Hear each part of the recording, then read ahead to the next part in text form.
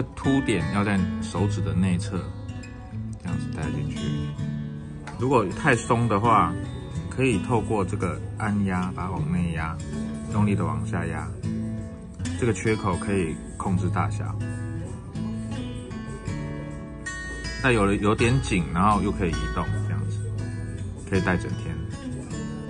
OK， 这个戒指呢可以稍微自己控制大小，如果太小或太大的话，可以稍微微调一下，可以自己微调。